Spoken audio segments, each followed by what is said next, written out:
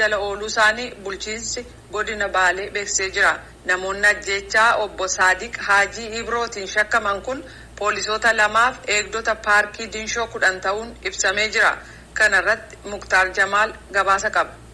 Ajjeechaa waxabajjii tokko bara 2012 godina Baalee aanaa Diinshootitti konkolaataa fe'iinsaa kan ta'e obbo Saadiq Haajii Ibroo irratti raawwateen wal qabatee namoonni to'annaa jala oolan kunniin hojii nageenyaa irratti kanneen hojjetanii fi waardiyoota paarkii Diinshoo ta'uu isaaniiti bulchiinsi godina Baalee kan inni hime. Namoonni amma qorannaa taasifameen to'annaa jala oolan 12 ta'an yeroo taateen kun raawwatetti naannichatti socho'uu ragaan waan irratti argameef du'a obbo Saadiq Haajii Ibrootiif shakkamaniitiin qorannaan irratti taasifamaa jiraachuudha. Itti gaafatamaan waajjira bulchiinsaa fi nageenyaa godina Baalee obbo Ashannaa fi Yohaannis kan raadiyoo sagalee Ameerikaatiif himan. Qorannaa kennan haga ammaa godhameen namni 12 to'annaa jala ooleera. Dhimma kanaan shakkamee shakkiin karaa adda addaatiin dhufee ragaa karaa adda addaatiin dhufee irratti hundaa'uudhaan yeroo ammaa dhimma kanaan shakkamee to'annaa jala oolanii dubbiin galmeen qoratamaa jira.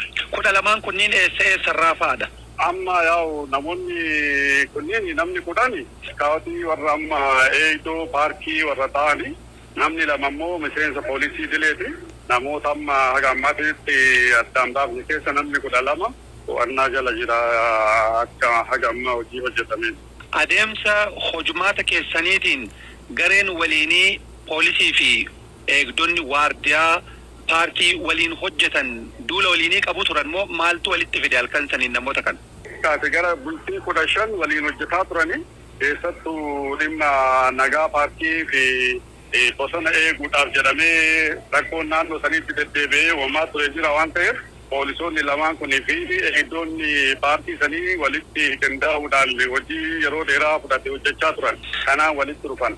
Adeemsa qorannaa keessatti wantoonni gufuu ta'uu danda'an jiraachuu danda'anii wanni ragaan nu jalaa balleessuu danda'u jiraachuu danda'a waan ta'eef keessi qorannaan jalqabameera. Qoreen sadarkaa godinarraa abbaa alangaa godinarraa fi qajeelcha poolisii godinarraa dhaabbatee gadi bu'ee qorachaara.